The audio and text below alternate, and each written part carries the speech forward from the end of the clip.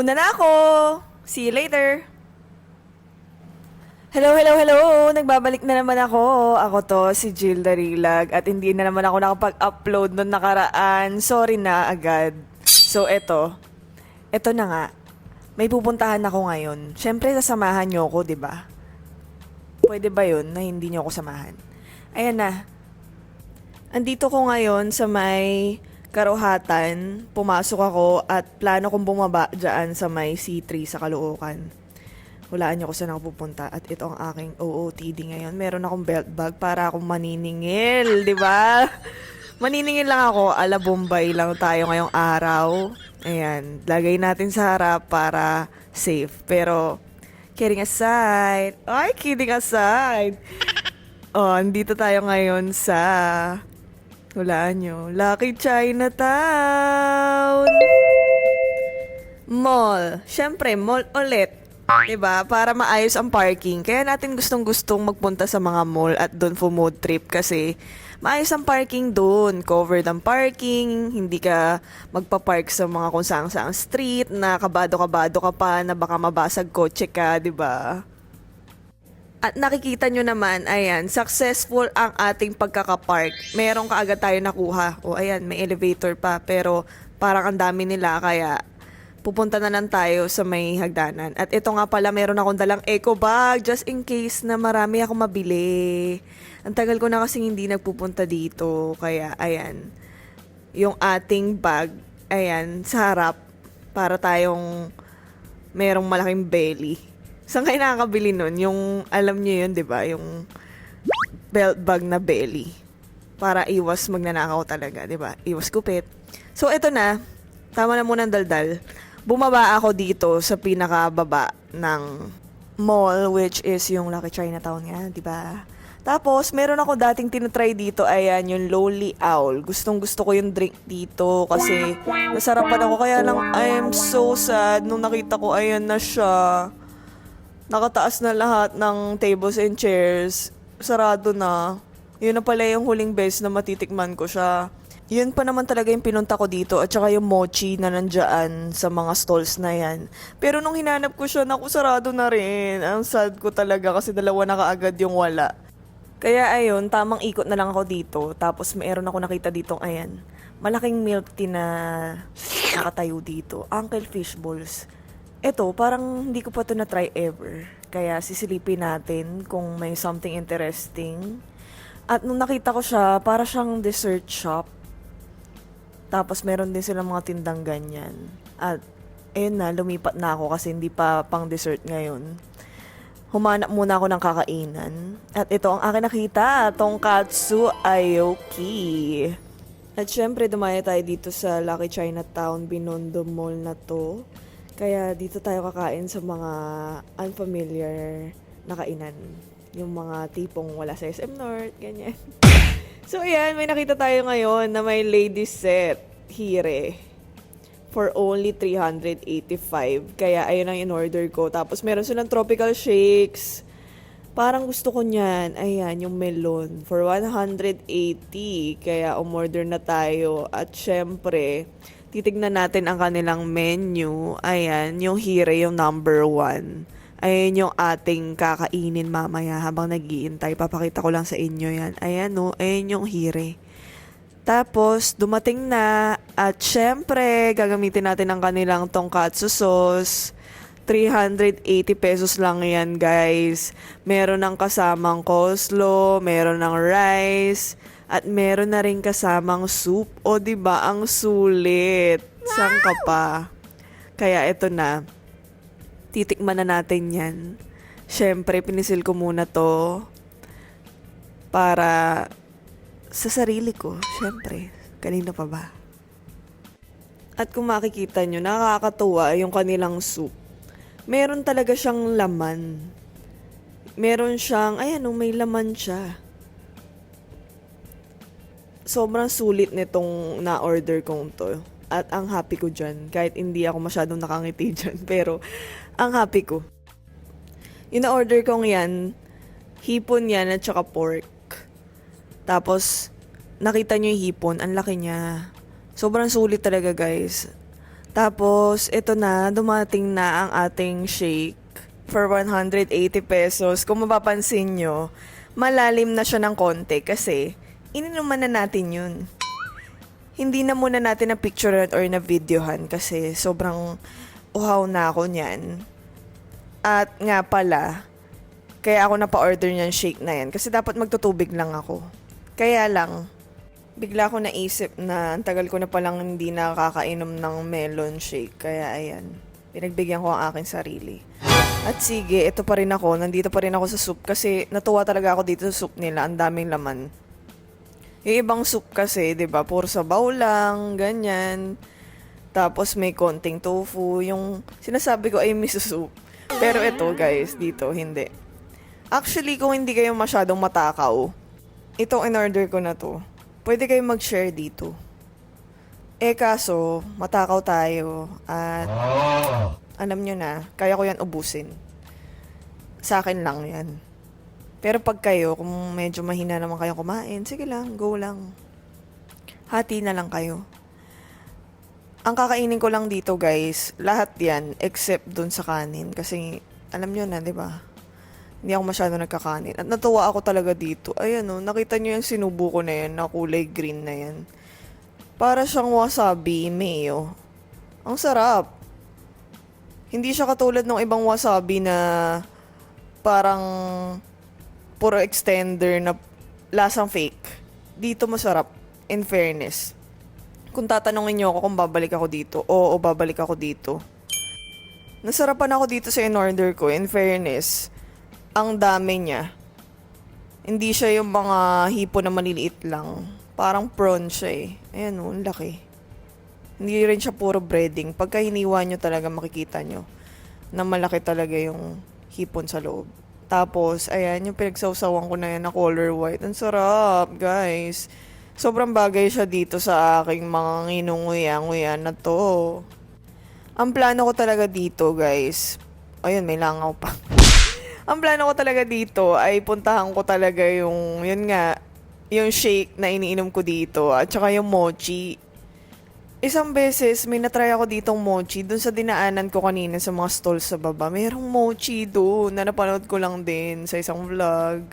So, nagpunta ka agad ako nun. Kaya lang, hindi kasi ako nag-video pa nung panahon na yun. Pero I have pictures naman nun.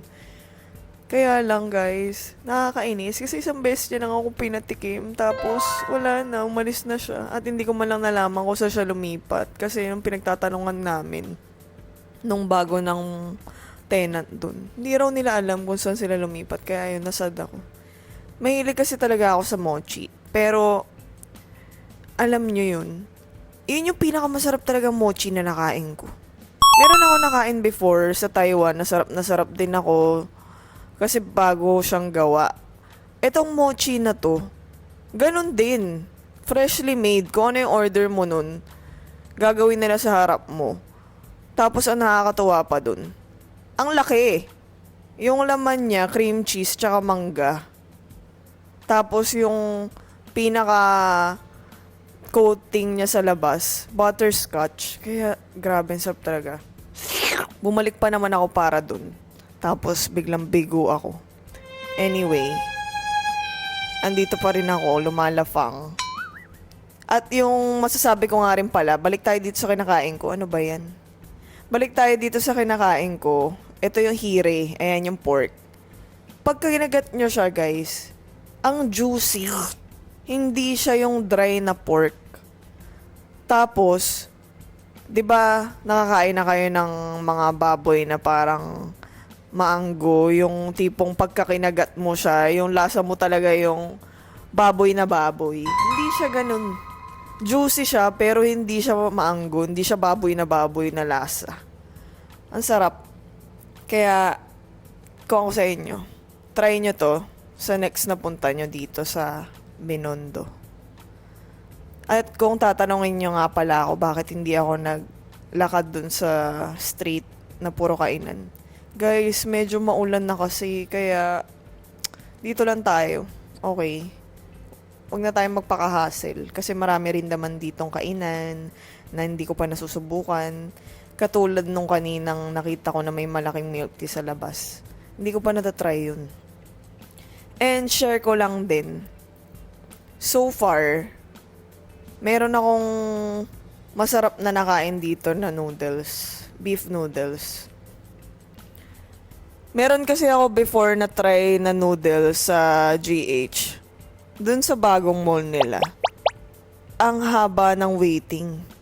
Trinay ko yung noodles nila. Masarap din. Pero nung natry ko yun nandito sa may Binondo, ang sarap, guys. Parang ayun yung top 1 ko now. Tapos pag pumasok ka dyan sa kanilang store, maamoy mo kaagad, amoy kilikili. Ganun yung amoy. Pero ang sarap ng noodles nila. Na-videohan ko kanina yun eh. At hindi ko na nga i-gatekeep yun. Kaya ayan siya. Kanina nadaanan natin yan. Dun sa video ko, di ba? Pinakita ko yun. Ayan yung top 1 ko ngayon sa noodles. Ang sarap ng beef noodle soup nila dun. Grabe. Tapos, pag umorder kayo dun, malaking bowl yun. Pwede nyong paghatian. Ang sarap. Yan lang, shinare ko lang kasi ayun nga yung content natin, 'di ba? Mga lafang-lafang, foodie-foodie, ganyan. Kaya di na natin 'yun i-gatekeep. Gusto ko sana ulit kumain doon kanina, kaya lang naisip ko. I wanna try something new. Wow. At dito tayo nag-end up. Actually guys, marami ditong food tripan. Syempre alam nyo yun, 'di ba? Marami na rin ako na-try dito. Dito rin ako nakakain ng pinakamasarap na duck. Yung itsura niya, yung parang nasa gilid lang ng street. Nakalimutan ko na yung pangalan niya. Pero one time, sige, dadayuhin ko yun para sa inyo. Hirap lang kasi talaga ng parking dun eh. Tapos ito na nga. Balik tayo dito sa kinakain ko. Hindi pa rin ako tapos kumain. At natawa talaga ako dito sa wasabi. Ang sarap. Bagay na bagay siya dun sa kinakain kong hipon na yan. Ayan, hindi pa magkasya sa bibig ko. Boom. Diba? Naubos ko siya. Para ako nagmumukbang dito, ah. Ang sekreto ko dyan, guys, kaya hindi ako masyadong nabubusog kaagad. Kasi nga, hindi ako nagra-rice. Kung mapapansin nyo, ayun, no, puno pa rin yung rice ko. Hindi pa rin siya ubos. Nakakatawa lang dito. Ang dami nyong pwedeng option. Tapos, ang dali pang puntahan, diba? Dahil sa NLEX Connector, sa Skyway, lahat ng places dito sa atin, ang dali ng puntahan. Kaya, gumala na rin kayo, di ba? Let's go! Huwag kayong magkulong dyan sa bahay nyo. Maghanap kayo ng bagong kakainan nyo, ganun. Experience din kasi yan. At saka, tignan nyo, mukha ba ako hindi nag-i-enjoy? Ang sarap kaya kumain. Meron talaga akong nakukuhang joy sa pagkain. Kanya-kanya lang kasi yan, 'di ba? Pero eto ako, mahilig talaga akong kumain. Parang nga akong kambing dito sa aking mga video eh. Puro nguya ako dito, 'di ba? Mukbang vlog. Ganun na dapat to eh. Hello, it's Jill Darilag at magmumukbang tayo. Dapat ganun na eh. Anyway, ngayon nag-iisip ako dito habang kumakain ako dyan. Iniisip ko kung bibili ako ng tsaa doon sa may tapat. Kasi dito sa baba, mayroon dito. Kung makapansin nyo, magpunta kayo dito sa baba ng Lucky Chinatown Mall. Meron ditong parang bilihan ng mga Chinese medicine and all. Tapos, pag pumasok kayo doon, nag-iisa lang siya doon sa baba nito. Huwag kayong malito. Nag-iisa lang siya doon sa baba. Meron doon mga tsaa, kung ano-ano. Share ko lang din guys, kasi nagpunta ako doon. So, bumili ako ng mga few items and nagtry akong bumili ng green tea nila. Yun talaga makikita nyo yung green tea nila, dahon. Hindi siya yung katulad ng mga Lipton na green tea na nasa tibag na. Yung Lipton na green tea na nasa tibag, parang sobrang durog na. Yun dito, pag nakita nyo, talagang dahon-dahon siya. Tapos pag tinimpla nyo, mararamdaman nyo talaga yung pait. Malalasahan nyo talaga yung pait. Kaya anytime pagka meron akong oras dumaan dito, siguro mag-hoard na lang ako. Kasi most of the time nag-end up yung iniinom kong green tea yung nasa grocery na mismo. Kasi ang bilis bilhin, ang daling puntahan, 'di ba? Ayan na, last bite na yun, no? Nakikita niyo ba yung nasa plato ko? Last bite ko na yun. Naubos ko talaga, guys. Hindi ako nagbibiro. Akin lang talaga yan. Ganyan ako kumain. Para lang kayo nakikipagkwentuhan sa akin habang kasama niyo akong kumain, di ba? Yun yung atake dito, di ba? Para lang tayong nasa date, ganyan, habang nguya-nguya ako, panay kwento ko, ganyan. O, tignan nyo, naubos ko yung wasabi kasi mahilig ako dun eh. Pero pagka lasang parang fake talaga yung lasang wasabi niya, yung lalo na yung powder sa grocery. Meron ako na-try before, bumili ako ng powder na wasabi sa grocery. Nako, hindi ko siya nakain kasi hindi siya masarap. Pero yung wasabi dito masarap. I love it. Saka nakakatawa dito, guys. Alam nyo yun. Ang mura lang ng nakain ko dito. 1,025 lang yung nakain natin kasama na yung dessert. At meron pa pala akong shake. Yan ang aking sunod na bubunuin. Kailangan ko munang ubusin yan. At kung makikita nyo, ayan, yung pinakita ko na yun na nasa lalagyanan, yun yung sugar syrup. Kasi pag bumibili ako ng drinks, hindi ako nagpapalagay ng fructose. Ayoko nun eh. Tapos ayan, ganyan yung itsura niya. O, diba? Malinis siya na kainan. Pwede kayong kumain dyan kahit ilan pa kayo. Kasyang-kasya kayo dan.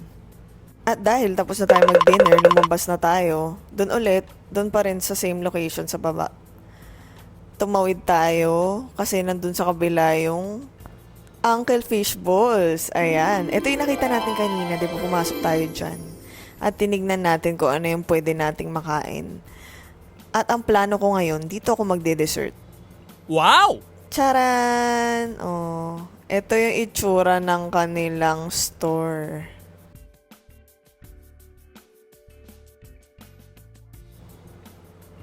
Kung mapapansin nyo kanina, medyo maraming kumakain dito. Pero ngayon, kasi I think 8 p.m. na ata yan. Kaya wala na masyadong tao. At ito na, umorder tayo ng kanilang bestseller na milk tea kahit 8 p.m. na. Sige, ayan na naman si ate girl. Iinom na naman ng milk tea ng gabi. First time ko dito, kaya kailangan itry natin yung mga bestseller nila. At ito nga palang milk tea nila. Siyempre, hindi ko ulit pinalagyan ng fructose or sugar. Tapos, yung milk tea nilang ito, for 180 pesos, may kasama na siyang pearls. At large na rin siya. Dito lang yan sa Uncle Fish Bowl sa baba ng Lucky Chinatown Mall. At syempre, meron pang isang bestseller tayong in-order. Ayan! Ganyan yung bowl nila. Ganyan siya kalaki. Ayan, kung makikita nyo, meron siyang mga white pearls na maliliit. Tapos, meron siyang parang bilo-bilo. Yan, yung malalaking bilog na yan. At slices na mango. And yung pinaka base niya, ayan, yung kulay dilaw na yan, is mango shake. Woo! Ang pangalan nga pala nitong order ko nito ay Domingo Mango Sago. Okay. For 280 pesos. Good for sharing na yan, guys.